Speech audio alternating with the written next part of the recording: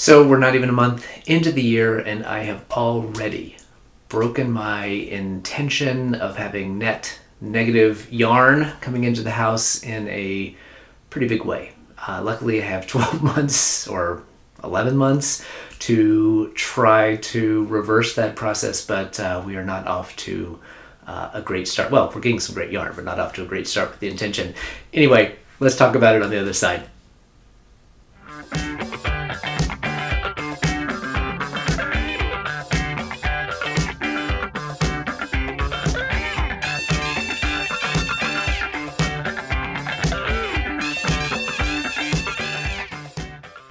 Welcome everyone to Gary Knits, Gary Rides, a Craftivism podcast at the intersection of making things and doing good. My name is Gary. You can find me on Instagram at Gary Knits, Gary Rides, and on Ravelry at GaryKnitsAndRides. I am a knitter, I'm a crocheter, I am also a cyclist with AIDS Lifecycle, which is an annual 545-mile, 7-day bike ride from San Francisco to Los Angeles that is a fundraiser for the life-saving work of the San Francisco AIDS Foundation and the Los Angeles LGBT Center. This is my 5th year doing the ride, and as part of my fundraising, I am the host of the End AIDS Knitalongs and Crochet-alongs, as well as D-Stash for Good, a periodic online fiber auction that we're going to talk a lot about this week. I hope you're well. If this is your first time, thank you for joining me. If you are a returning viewer, thank you so much for coming back. If you are so moved, I would love it if you could like and subscribe to my channel. It really helps build the community and build my audience. It has been a relatively quiet couple of weeks since my last episode. We're kind of getting into the new year, getting back into our normal routines. The rain has stopped, which was nice to have, and we really needed it, but it's nice that it has stopped. My dogs are really appreciating being able to go out and run around the yard and it not being a mud pit, or at least I'm happy that it's not a mud pit because I don't have to clean them up when they come in. But we really did need the rain, and it is nice to have had it. On a fundraising milestone that I hit, I crossed over $16,000 raised for my AIDS life cycle this year. My goal for this year is $33,000. My long-term goal is $200,000, and I'm over halfway there. So I'm hoping I can get there over the next couple of years, give my knees a break, retire from the writing side of things, and just use this platform for fundraising for other things as well. On that note, on fundraising side, one of the things I did do this past couple of weeks was I attended the Icon Crochet Fashion Showcase, which was being run by Tracy Ambrose Rapp. It was here in the Los Angeles area, and she was showing off some of her designs along with some other vendors that she knows. And if you watched the last episode, you know that Tracy has been facing a housing emergency where she was being thrown out or losing her housing at the end of this month and needed to quickly find housing for she and her son, or for herself and her son, and was having a bit of a financial crisis. And so Love Petals Crochet, my friend Tracy Smith, who runs the Love Petals Crochet boutique here in the Los Angeles area, reached out to me and said, how can we help? We put together a GoFundMe, and in the course of a little over a week, we raised $10,400 for Tracy and her son to help them transition from their current housing situation to something that is safe and secure. And so that was a tremendous success. Thank you so much to everyone who donated, who spread the word. One of the things that happened, and I mentioned this on the last episode, was that Knitters Without Borders LLC, which is a fabulous online yarn shop run by Mayu and Tara, they hosted a 24-hour emergency flash sale. So all of the yarn on their website was 30% off. And they were going to donate 50% of the sales proceeds to Tracy and her son to help them get on their feet. everyone came through. There was a ton of sales. I think it was like $4,100 plus in yarn sales that happened of the day. And the next morning, Knitters Without Borders reached out to me and said that they wanted to donate 100% of the proceeds and not just 50%, which was an unbelievably generous gift. So, like I said, all in, we raised $10,400 or so. That money is on its way to Tracy. One of the things I learned is it's a little more difficult to getting the money dispersed. GoFundMe is actually quite easy, but from the yarn sale and some outside donations, just some of the platforms, Cash App and PayPal, have been a little tough to work with in terms of getting the money out, and you have to kind of break it down into bits and pieces. But by the time you're seeing this, almost all of the money will have gotten to Tracy, and hopefully she'll be able to secure some housing soon. So that has been an amazing outpouring of generosity from this community that is really, really fantastic to see. So that was truly the highlight of the last couple of weeks, was able to get that GoFundMe done and get that money to help a family in need.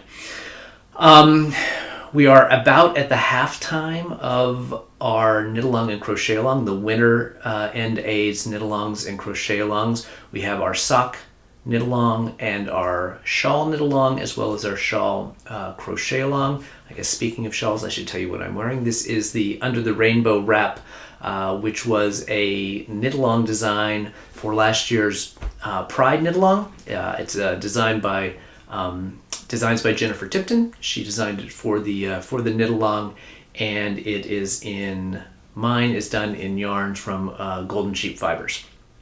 So we are as I mentioned, we are at the halftime, pretty much at the end of January will be the halftime for the winter Knitalongs and Crochet Alongs, at which point there will be our second round of giveaways, and I just wanted to show what we're going to be giving away. I will draw those names on the 31st at 8 p.m. Pacific time, so you have up until then to get your pictures posted on Instagram using the hashtags, which I'll throw up here on the screen, or in our Ravelry group. So if you don't have access to Instagram, you can always post pictures in the Ravelry group. We have a chatter thread, which is where you can put your whip photos, and if you have already completed, and there have been some people who have already completed their projects, you can post those in the FO thread. And the FO thread is where you will also get entered into the FO drawing and then into the grand prize drawing at the end of the season.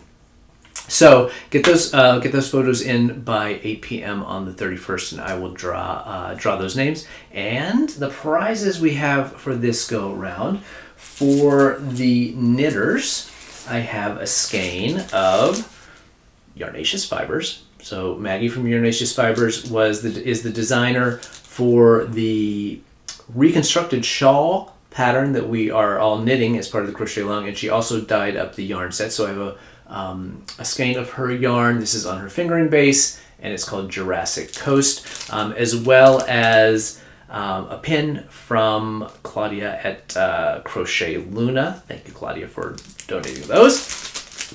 And then for the crocheters, I have a skein of yarn from Dizzy Blonde Studio. When I was at Stitches SoCal, I met the dyer from Dizzy Blonde, and she said she wanted to help out with a donation for a giveaway. So I have this skein of her worsted weight yarn called Notorious. It was named in honor of Ruth Bader Ginsburg, and it is 100% superwash merino. And I also have another pin from Crochet Luna. This one says Sweater Project. The other one was Hat Project, I think. And then apropos, for the sock knitters, I have the Sock Project pin, and I have a sock blank from Lola Bean Yarn Co. This is a one-of-a-kind colorway, but it is on her 75-25 fingering weight yarn in this beautiful kind of rusts with some pinks and everything in there. So those are the prizes for this round. So get your pictures in and get entered for that. There will be 3 more rounds of prizes at the end of the Knitalong Crochet Along, and in a couple weeks, I will pull those out and show you what we're going to be giving away for the finale. So that's what's going on with the Knit Along and Crochet Along. I said we're going to talk about D-Stash for Good. I was going to put this at the end in the Craftivism section, but I think we might as well talk about it now. The next D-Stash auction is going to kick off on the 1st of February. It will run until the 12th of February. If you go over to D-Stash for Good, I'll throw it up here. Everything is up. So all the listings are up. We had a tremendous response when I put up the submissions form. I tried to give like 2 weeks to get the submissions in, and I do have a limit on how much I think I can sort of manage, and I thought that was about 300 items. And so within like 3 or 4 days, it came in like a fire hose, and I had to shut down the submission form early. I did that sort of at 300, but I wanted to give an extra 24 hours just if people had been sort of waiting to get things listed. So we got 403 items that are listed for sale for D-Stash. It is by far going to be the biggest of the D-Stash sales we've had. I'm still working on the back end, putting together my spreadsheets to try to figure out, what everything is, and what I like to do is estimate retail prices for things if they haven't been submitted, so I can kind of get a gauge on how much potential money I can raise for AIDS Lifecycle, because 50%, a minimum of 50% of all the sales proceeds go to my AIDS Lifecycle fundraising. The last D-Stash auction raised $4,200. I can't remember exactly how many items we had, but it was less than 300. I think it was like 250 or something like that. So we've got 403 this time. So I would like to hope that we could get to $5,200 this time. Like I said, I'm still working on the spreadsheet, so I don't even have a great sense on kind of what the retail value of all of that stuff is. It's also a mix because we added books and project bags, and there's some knitting needles in there, and a lot more spinning fiber than we had the last time around. I think there's like 8 or 9 spinning fiber lots. So it's kind of hard to say how much the value is there. I will say from my the last 2 D-Stash that on average, where I had retail prices for things, you're typically getting about an average of a 30% discount to retail is kind of where things shook out. Now, that's an average, so some things went above retail. There were some very high limited edition type of things that went above retail, and then some things went for much less than 30%, but that's kind of where it shook out. So that's what I'm looking at when I put together this spreadsheet and sort of try to guess how much money we could make. I will probably over on Instagram, but as we kind of get through the first week or so of the auction, I'll run through all 400 items and kind of see where the bidding is and come up with an estimate and give people a sense of where we are in the fundraising. But there is some really, really amazing yarn. I think we have every single weight of yarn in there, from bulky to lace. There's actually a lot of lace weight in there this time around. Not so much, there's a few like mohair type lace, but just regular lace weight yarn. So if you're a lace knitter, there's some really great stuff over there. Tons of fingering, tons of sock yarn. If you're following me on Instagram, this week I've been sort of spotlighting a different type of listing. So I did one that was all sort of self-striping or sock related things for sock knitters. I just did books. Maybe I'll do one on lace weight.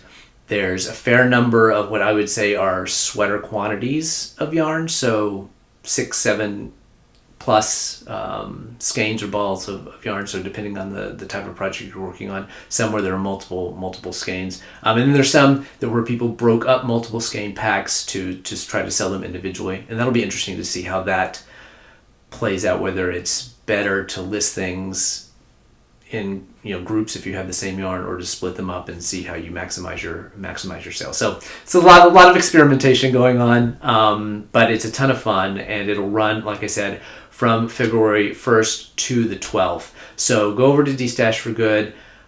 Pro tip that some of my bidders have mentioned to me is to use your saved function in Instagram and set up sort of watch lists and things that you're bidding on, just to keep track, because with 400 items, it's a lot to kind of keep track of. And I have not yet figured out a way to try to organize things so it's easier to kind of scroll through, just because I kind of list them as they come in, because I also have run into some issues with Instagram in terms of listing, putting too many things, posting too many things at a time, that they kind of see that as spamming. And so last time around, they locked me down for several days at a time. So I kind of come up with a system where, I list every so often, but because of the way things come in, I haven't figured out a way to organize things that will also allow me to sort of post as I go. So a little behind the scenes on DStash, probably more information than you really wanted to know. So that is going on, and that is going to be a ton of fun the first couple weeks of February. So go check that out. On to the knitting and crocheting content. I have 2 FOs and 2 whips, I think. One's an AFO, almost finished object. So on the FO front, a couple episodes ago, I posted a picture of what I've called the comically large rainbow marled throw that is a gift for friends of mine, that was of my own design. And it got out of hand because of some miscalculations on my part, and just continued to grow and grow and grow. And I got to a point where I just kept going with it, because I wasn't going to rip it out, and to change things would have kind of ruined what I had in my mind as the design. So I finished it. It is finished. I did a sewn bind off on it, which took forever, and I wove in all the ends, which took a while as well. And then it's all made from Knit Picks Wool of the Andes Superwash worsted. So oh my gosh, what am I trying to say? 2 skeins held together. So worsted held double. There's the worsted held double. So it's very chunky, very squishy, very cozy. But since it's superwash, and because it had gotten so big, and it's garter stitch, so it kind of stretchy.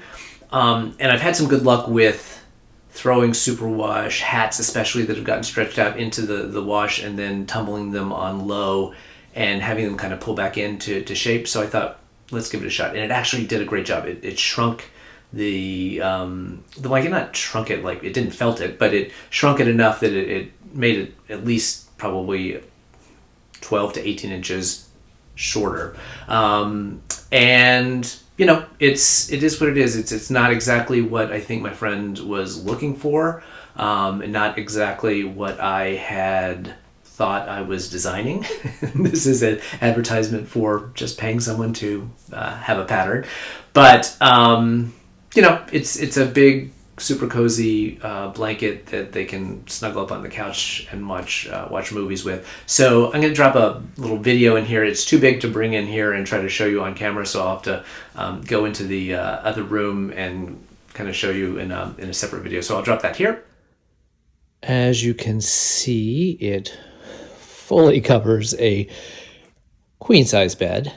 As I mentioned, I ran this through, I washed it on the delicate cycle and then tumble dried it low, and believe it or not, it actually shrunk quite a bit. If you saw my post on Instagram last week where I had it spread out on this bed, it went up the headboard and fully covered the bed, and actually came off this end of the bed as well.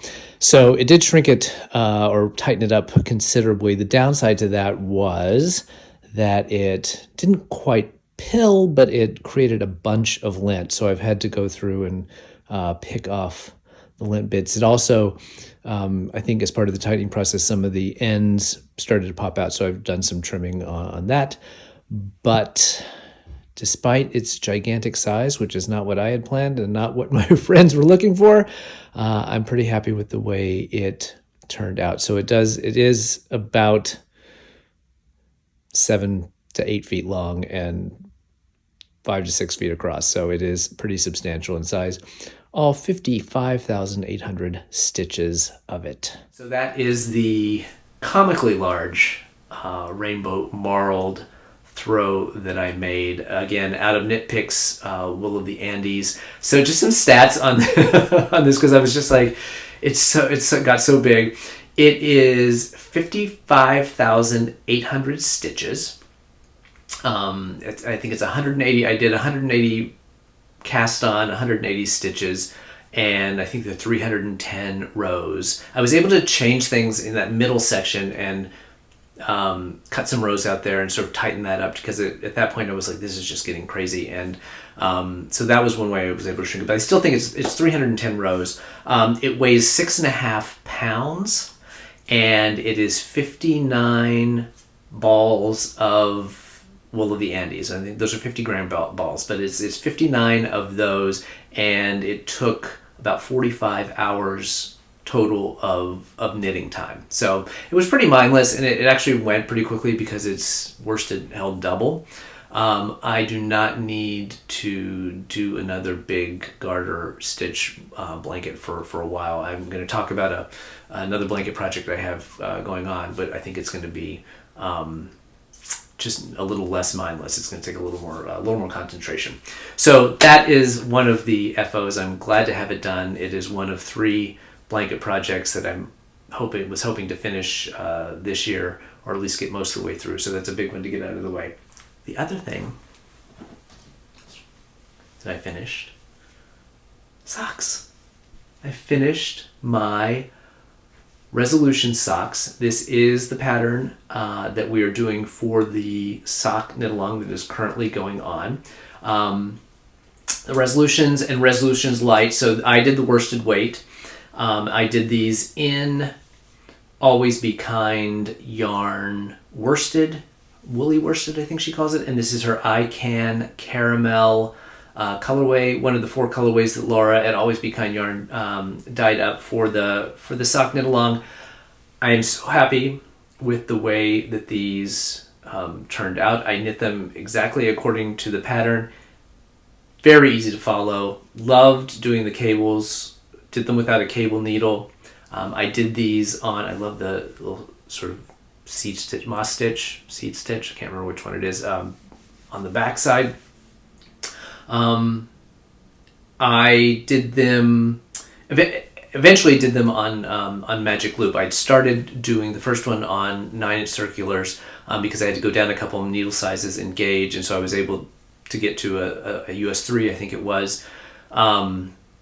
And I could use my 9-inch circular ChowGoo interchangeables. They have 3 US 3 tips. But when I got to the cabling, I found it really difficult. It was really working because the cables are, as you can see, it's like one right after another. And so I switched over to Magic Loop, and it was so much easier for me. It just flew by. These things flew off the needles. I mean, like I said, we're less than halfway through the knit along, and I've already finished them, and it did exactly what I wanted it to do. So these are only my second pair of socks ever. I knit the sock knit along we did last year for Pride, which was yarn and a pattern from Laura at Always Be Kind Yarns. I did those. I struggled with them just because I was also trying to knit them on the AIDS Lifecycle. I took them with me, and that was a terrible idea. But I kind of struggled with them, especially doing the heel. And I was hoping that these worsted ones would be fast, give me some sort of confidence and motivation. And it worked exactly as I had planned. I was so excited to do more socks, and as you know, if you've watched the last couple episodes, one of my intentions for 2023 was to sort of become a sock knitter, or become a more proficient and sort of skilled at sock knitting. And I think that those worsted weight socks were a perfect way to sort of jumpstart that that energy. It made me want to immediately cast on another pair, which I swatched for yesterday while we were on our the Knitalong Crochet Along Zoom. And I have it here, but I don't know where it is. No, it's in my bag. But I've cast on, not cast on yet, but I've swatched. I'm going to use some Knit Picks Felici self-striping yarn, which I had started a sock 2 years ago, got past the heel, like I was into the foot, put it down, and then couldn't figure out where I was, so I ripped it all out, and I'm going to start again. And so that I'm going to talk a little bit about socks in just a minute, but I kind of got ahead of myself. But yeah, it worked. Those worsted weight socks worked out exactly as I'd hoped they would in terms of sort of inspiring me to move forward in my sock journey. So those are the two FOs.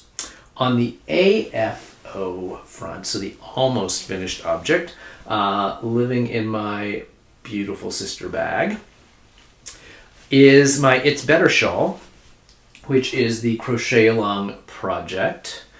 I am almost done for me, using my Furls Pride crochet hook. So I got through the intarsia section, which was a new skill for me, and then I did the mesh section that Austin, so this is Austin of Austin's Crochet podcast. It is his design for the End Age Crochet Along this season. So the yarn the blue is Paris in Autumn from Louisiana Yarn Guys. The burnt orange is Burnt Orange from Louisiana Yarn Guys, and the green is Fen from Blue Fiber Company. It is on Joshua's Cashmerino base. It's also UV reactive, but I don't have a black light in here. Anyway, so those are the three yarns. DK weight. So this intarsia section was a lot of fun. Again, a new skill for me. Valerie, who hosts our Zoom call, from Creations by Valerie, helped me with the question I had posed, I think on the last episode, about blending in the color changes. And so you can kind of see these floats in here that I was carrying up every couple rows where you change colors. But she taught me a technique which I then used up in here, which kind of blended it in a little bit more. And if anyone has questions about that, I can try to explain it, but it's really one of those things that I'd have to show you how to do it. But it involves kind of pulling the yarn up into kind of two tranches to sort of blend it in a little bit more. So anyway, finished the intarsia section, went on to the mesh section. The pattern had pulling some out of here, had the instruction that in any pattern, so this is not specific to this pattern, knitting and crocheting pattern, one of the instructions that always causes my heart to jump a bit, which is the pick up evenly X number of stitches across this edge. And I always find that terrifying, because if the X number of stitches doesn't equal sort of the number of rows, the number of stitches on that edge, I always just know it's going to be a wonky mess. And sure enough, it's kind of bumpy in there. It's going to get blocked out, and I think it'll be fine. But because you were picking up 200 and something stitches along 80 rows, it was just uneven. So in the pattern, Austin has written into, basically you're doing a chain and then you're putting tassels along every so often on this mesh border. I am not a tassel kind of guy, so I know that adding the tassels would make me never ever want to put this on. So I am going to end it early. But my thought was, and I did start a little bit of this morning, was on this, just to give this edge, because the tassels pull it out, and obviously I'm going to block it, and that'll help keep these mesh things open. But just to give a little structure to this edge, I think I'm going to do a couple rows of single crochet. So I started there. So I'm going to do a couple rows of single crochet along that edge, then weave in the ends and give it a really good block to try to sort of straighten out the pickup edge where I did. So it's been a really fun project. I've loved the yarn. This Cashmerino from Blue Fiber Company is absolutely delightful to work with, and I actually love the way the colors. I'm glad I went with this dark green, which it's kind of hard to see in here, but there are some specks of green in the blue, and there's definitely specks of that burnt orange. I think it all works well together. It's not a huge shawl. It will grow some, hopefully, with the stretching, or the blocking. But it's not gigantic, so it'll be a nice little kind of, not bigger than a kerchief, but not a full shawl size. But it's been a fun project and great to learn the intarsia technique in crochet. So that's the AFO. It'll be done probably later this evening or tomorrow, definitely before the end of the weekend. And then the other FO, which is living in my Les Garçons hide and hammer bag, and this is the Knitalong project. This is the reconstructed shawl by Maggie at Yarnaceous Fibers, whose yarn you saw as one of the giveaways. I knew this was going to be the one that was going to take me the longest, and I would finish the other two first, so I'm not too disappointed in how far along I am. I am into the second color work section. So this is a fingering weight shawl. It is 2 skeins of the main color, which is, for my purposes, the grayish from the Yarnaceous Fiber, I'm holding it backwards, the Yarnaceous Fiber kit that Maggie dyed up. And then 6 minis, and she did a muted rainbow. I decided to go off book and pulled mainly mini skeins from Treehouse Knits Cocoa collection, but with this orange, which is a seismic yarn mini that I had that I thought worked well with the sets. So there are going to be six colorwork sections. Each one's different. Each one has a little different texture. I'm enjoying the project so far. I will say I struggled with this first colorwork section. It's all slip stitches, and it's, I don't know if you can see, but you can definitely see right there. The tension, it was really hard for me to keep that loose, and so it's really tight. It was hard to move the stitches along the needle, and I kept really trying to focus on keeping it loose, and by the end I did, but you can kind of see there with that I-cord how curved and pulled in that is. So I'm hoping excuse me, I'm hoping that with blocking I can kind of get that worked out, but it may just be a slightly curvy edge there. And interestingly, the second second colorwork section, which is not slip stitches, it involves knitting in the row below. It's very loose, and so it's getting a little puckery. And I think several other people in our Zoom group have mentioned the same thing, is that the first section, it was really hard to keep it loose. The second section is hard to keep it tightened up. But I like it's fun trying out all of these sort of different colorwork techniques. So it's all going to be, none of it's stranded. It's all going to be either slip stitches or kind of mosaic type of things where we're alternating every other row. I am 2.5 rounds into the second section. This one's going much faster.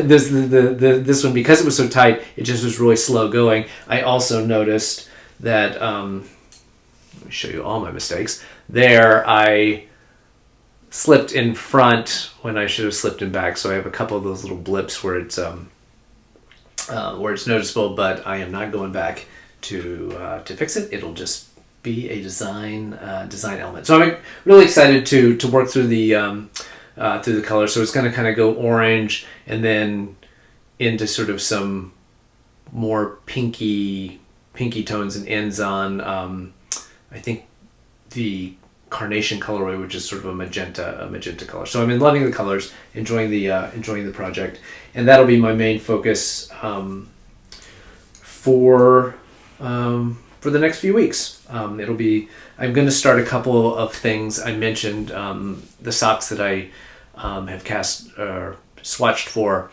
The other thing that I have in the wings, and then I'll come back and talk about socks for a second.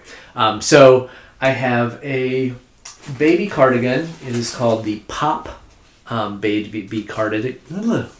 Pop Baby Cardigan, and I will be doing that in this boucle yarn from Lila Bean Yarn Co. It's a one-of-a-kind colorway. I have 2 skeins of it, and it is going to be for a new little girl baby in our lives. So I posted I'll pop the picture up here as well, but I posted it in the last episode. So that'll get started here in the next little bit. I'm not going to start that until the 1st of February. So the Black Knitter on Instagram is doing a Black History Month make-along, and the rules are to either make something with yarn from a black dyer or from a black designer, or use a project bag from a black maker. And so I'm going to use the Lola Bean Yarn Co. yarn to make the cardigan as my entry into the Black History Month make-along. I'm actually also going to put it in for an extra entry so I can win some prizes. I'm going to put it in my Black Pearl Magic Lola Bean Yarn Co. Hip Hop Holidays bag that was part of that kit. So that'll be fun, and it should work out pretty quickly. It's a DK weight, and it's a teeny tiny little cardigan, so it should be fun. And then the other thing that I'm going to start on is my second blanket project. It is the Windy Day blanket from Pearl Soho. Here's a picture of it, and it is for a friend of ours who is graduating from high school this year. So I've got a yarn tangle here. And I've been, over the last few years, actually it's the reason why I learned how to crochet. I've been making blankets for our friends' kids as they graduate from high school. She and I sat down when she was out here visiting us last year and looked through some patterns, and she picked out this Windy Day blanket from Pearl Soho, and then she picked out the yarn. So the 3 colors that she has picked out are these are all Malabrigo Rios. So the main color is going to be ivory, which has a fair amount of variegation in it. And some of the skeins that I have a little bit of more of that, what I would say is a pinky peach tone to it, and some of them are more ivory. So I may have to do some blending. And then her first contract color is Lobo Marino, which is this kind of slate gray. And then her second one is Rio de la Plata, which is this, I would say, cadet blue, medium blue. So that should be fun. I'm really looking forward to this project. I just printed out the pattern and started looking through it. So it's modular. There are 9 squares. It's not going to be nearly as big as the other one. So I feel good about that. But it's modular, and it's very quilty. So you have a basic square that's made up of four triangles, and then you kind of tweak those around, and lots of picking up the stitches. But I think it'll be a fun project. It is join as you go, which I didn't realize.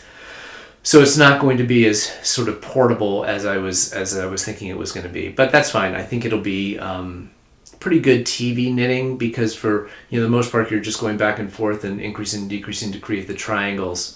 So that should be pretty straightforward. But I'm looking forward to that, and I've got until let's say the end of May to get that done. So I feel good that I'm going to be able to get that done. And then the other project that I'm going to start on is kind of a charity project, I guess. It's my mom asked me if I had ever heard of these little things. I think they're called twiddle muffs, that are used for Alzheimer's dementia patients, and also apparently for children with autism, that are basically just these tactile little things that they're basically tubes, and you put buttons and different textures of fabric in them that just give the patient something to do with their hands. And she lives in a retirement community that has an Alzheimer's or memory care unit, and she's been talking to several of the women that she plays cards with, and they were thinking about seeing if those would be helpful over in the memory care unit. She asked me if I would test knit one up that they could take over to them, see how it works, and then if it did, I could go over and teach or just show I'm not going to teach someone how to knit, but to teach the women who already know how to knit, just show them, walk them through the pattern and how it comes together. So I'm going to try to put one of those together. I've got a big stash of sort of chunky weight yarn and different textures and stuff that can be used to make one of those. So I'm going to try to make one of those. I have a couple trips upcoming, and I think it's very small. They're only like this big little thing. That'll be a good project to take with me on the airplane and stuff like that. So that's the other sort of thing in the wings. I did want to talk about socks because I said that one of my intentions this year was to become a sock knitter, and I was so inspired by those reconstruction socks, the worsted weight, that it really just sort of got me excited about casting on my next pair. And one of the things when I talked about becoming a sock knitter is I see all of these other podcasters and knitters that have their sort of sock recipe, and that's really what I wanted to get to, is to try to figure out a basic recipe so that I could always kind of have a plain vanilla sock on the needles, because I love the portability of them. And my attempts at trying to figure that out kind of failed a couple years ago. I thought I had done the measurements right, and maybe I didn't swatch correctly, I don't know. But I just ended up with socks that the one sock that I knit, because I never even finished a pair, did not fit. They were like way too small. So I started again, and what I did was I got this book, checked it out of the library, and I really, really enjoyed reading it. It's by Kate Atherley, Custom Stocks Knit to Fit Your Feet. She actually also has an article on Knitty. She was, I think, one of the editors of Knitty for a long time. That kind of goes through a lot of the sort of at a high level what's in this book, without all the patterns and stuff, but just sort of the basic maths of where to measure, what to measure, and kind of the ratios of things and how to make it work. So I've gone through that. I'm got to return this to the library, but I'm going to get a copy of it because it's been so helpful to me. But I did sort of the math for a basic top-down sock. I swatched for it last night. As I mentioned, I have this Knit Picks Fleechy, which is sitting around here somewhere, that I thought I would show. It's in the Fiesta colorway. Kind of looks like Fiesta wear, if you're familiar with that. But my hope is to try to get that recipe sort of nailed down, get socks that fit well, and then I'll have that to just sort of crank them out over time. So in that process, and then I would like to explore sort of other heels and other types of socks. So I have this book from Sophia Talley, the Knit Two Socks in One, where you just knit the tube and then you add in the heels afterwards, and just some other resources that I have that I would like to try a bunch of different things, but I really want to get that recipe set. So given my experience with using the magic loop on those socks, I thought that is where I would start, which then I watched one of the latest episodes of Taylor at Wool Needle Hands podcast, and she did a whole thing on knitting two at a time, just sort of the pros and cons, not a how-to, but knitting two at a time. And I knew that was out there, and I actually have a book on knitting two at a time on two circulars from years ago that I bought and then never did anything with. And so I thought I'd give that a shot. I may be trying to tackle too much at once, so trying to sort of get this sort of recipe set and try a new skill of like knitting two at a time. Last night I watched a video from Crazy Sock Lady on sort of how that all worked. It seems pretty straightforward. I kind of get it. If any of you have any experience doing that, any sort of tips or pitfalls to avoid, I'd really love to hear about it in the comments. Or if you have really strong feelings about 2 at a time with 2 circulars versus magic loop, and maybe I'll try all of the different versions over time. Once I kind of get the stitch counts and all that set, maybe I'll try different methods and see how I like them. But for the time being, I'm just going to do a plain vanilla sock on magic loop. Try 2 at a time. I have the 2 skeins of yarn with the math that I did from the Kate Ashley book. So it'll be a heel flap and gusset, which is what the reconstructed socks were. Mine, I feel like, turned out really great. There was a little bit of a gap, but I was able to quickly just sort of sew that over with one of my ends. But if there are other heels that people really, really love, I hear people talk about this, the fish lips kiss heel, as something that people love.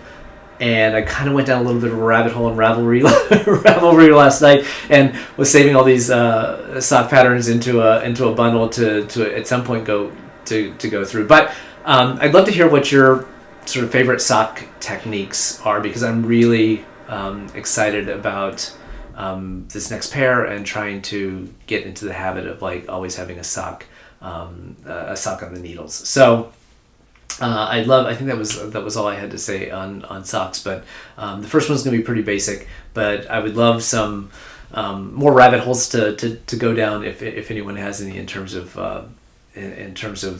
sock knitting and what I could be doing. Okay, I said up at the front. Sorry, I'm playing with my notes here. I said at the front, at the top of the episode, that I had failed miserably in my intention to be a net negative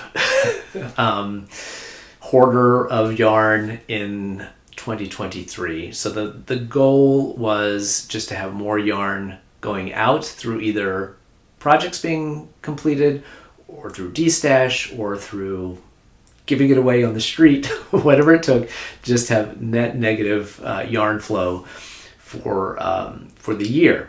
And then the Knitters Without Borders yarn sale that that Mayu and Tara organized for the GoFundMe we were doing happened. And there are 2 things I find really difficult to pass up. One is a yarn sale, and one is yarn being sold for a cause that I'm into supporting. So I am a sucker for a fundraiser, a yarn fundraising sale.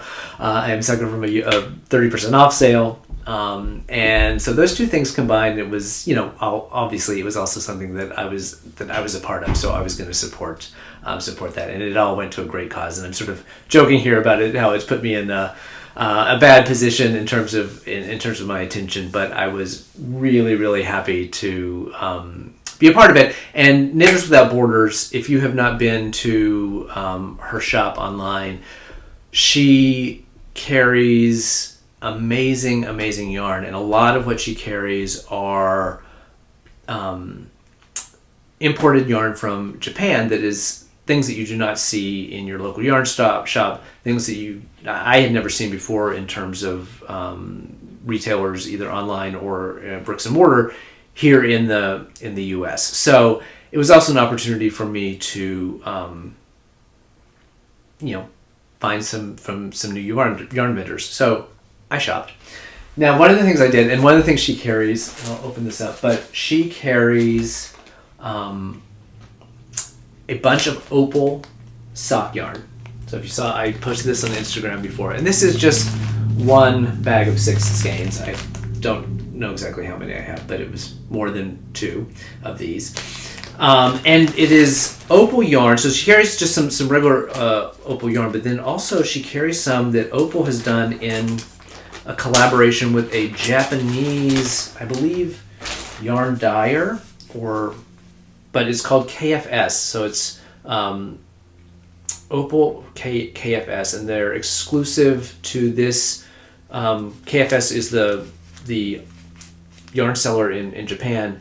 Knitters Without Borders, I think, probably carries this exclusively in the US, so it's just a different set of stuff. I've never used Opal yarn. I hear people raving about it, and because I had this intention of becoming a sock knitter, I was like, well, I'm going to buy all this Opal yarn, and then I'll have all the things that I need. Not that I don't have any sock yarn already, but I'll have all this really cool yarn to make socks out of.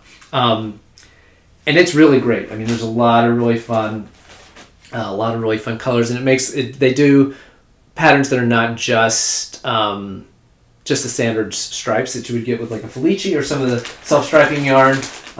So I thought that would be a ton of fun to work with. So I got a bunch of that.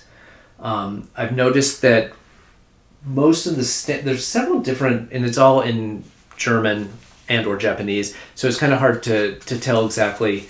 There's different weights, and so the main opal is much thinner, well, not much thinner, but thinner than a Knit Picks Felici. So I'm gonna definitely have to swatch again and figure out my stitch count, because I think it's gonna take a different needle than what I'm doing on the Felici. So some of it's a little bit thicker, and it may even be slightly thicker than a Felici. So they're different things. I'm not really sure what they are, but there's some have sparkles, and it's a lot of fun. So that was the bulk of what I got.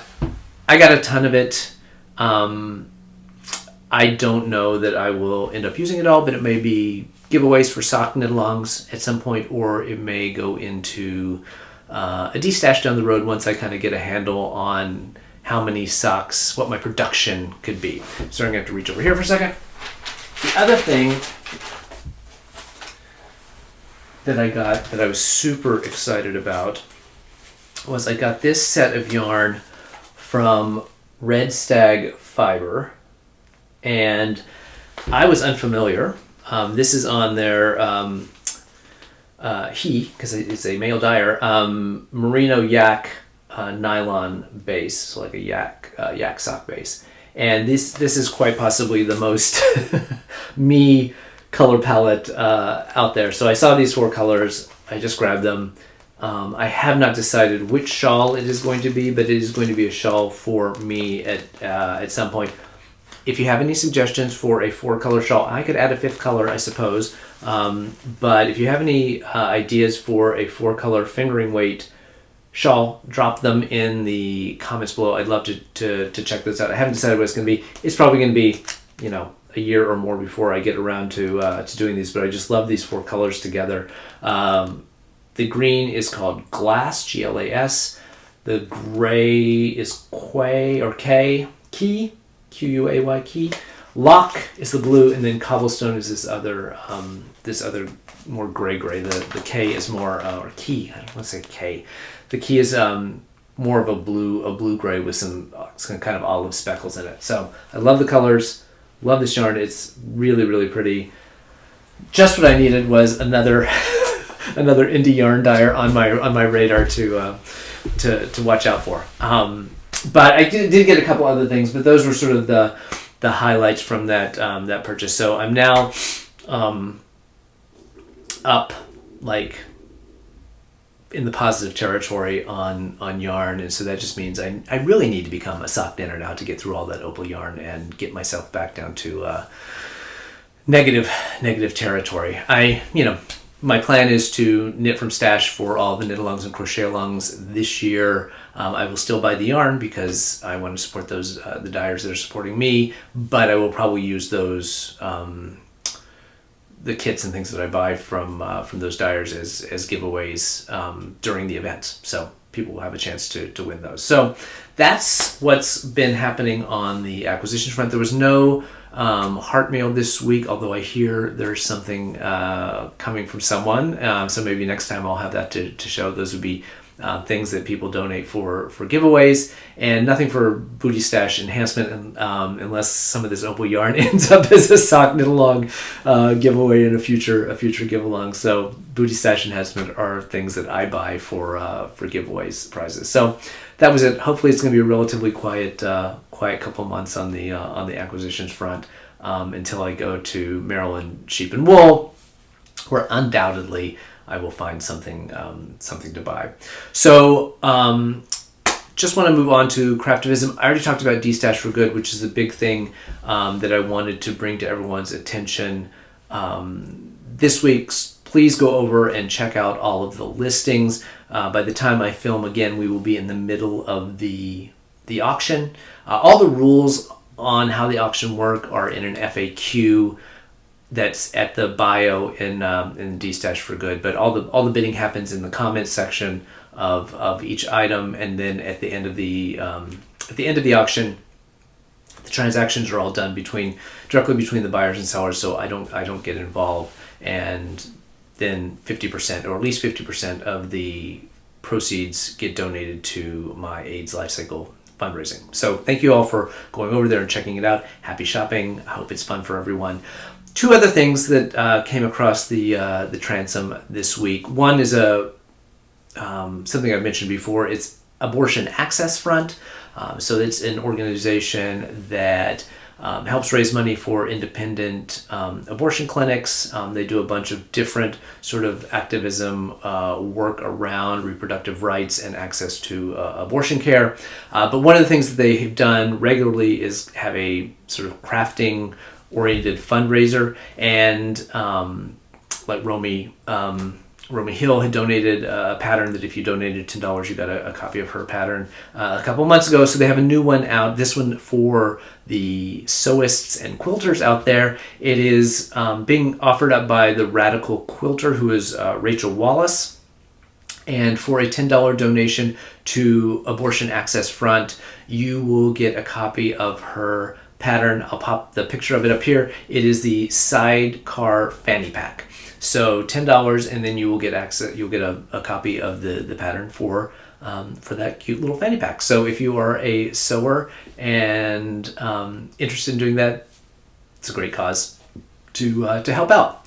The other thing that I wanted to mention, and this is something that someone in one of the Knit Along Crochet Along participants who has joins us on the Zoom every Tuesday. I should mention that we do that every Tuesday at 7 p.m. Eastern Time for, 90 minutes or so before I have to head out and cook dinner, and other people are on the East Coast are starting to get ready for bed. It's hosted by Valerie at Creations by Valerie. The link with all the information or to the Zoom is pinned to the top of my Instagram feed. Every Tuesday morning I try to repost it so that it's out there, but we'd love to have you join us. But anyway, one of the women who has been participating in the Crochet Along and joins us on the Zoom call participated in this project. There's two Instagram accounts. One is called Craftivistgram, and they have on their website, they have all sorts of patterns and things like that. They're sort of craftivism oriented, and then they have a sort of mission to get people to start craftivism groups in their local area. But one of the projects that they are supporting, and I think we're part of the founding of, is called Liberty Crochet Mural, and that's a separate Instagram account. I'll post it up here. And what they are doing is they have had an artist who have designed these crochet murals, and they're trying to get one from each state. You sign up to knit, or not knit, because it's a crochet mural, crochet one of the squares, and then you send them in, and they have a different set of volunteers who then crochet those all together, and those get sent to various locations to be displayed. So they just finished one for New York State, for example, and Governor Hochul was doing some sort of speaking at some sort of event around reproductive rights, and they were able to hang this giant mural at the event. The woman in our Knit Along group, she is working on a block for the Connecticut one, which is, I think, the blocks are all done and they're putting it together. But if you go to the Liberty Crochet Mural Instagram site, they usually will put out a call for whatever state they're working on next. So I think they just put out a call and almost immediately, had people sign up to do them for Michigan. And they're hoping, it looks like they have like 8, 9, 10 states done already, and they're hoping to get one of these made in each of the 50 states. So go follow that if you're a crocheter and this sounds like fun. They give you all the information on there's a specific color of like readily available, yarn. I think it's red, black, and pink, I think are the kind of the 3 colors of the murals. But go sign up, go follow them, and then when they put out the call for crocheters to make a particular state thing, see if you can grab one of the squares. I'm working on that. It sounds like it was a lot of fun for the woman in our group who was working on it, and she sent off her pattern. And if you're in one of the states that they're looking to make one of the murals for, there's an opportunity for you then to help put them together once the squares all come in. So I thought it was a really cool project. It's kind of fun to see your work get displayed in a large format like that. So that is Liberty Crochet Mural, and the sort of parent account for that is Craftivism.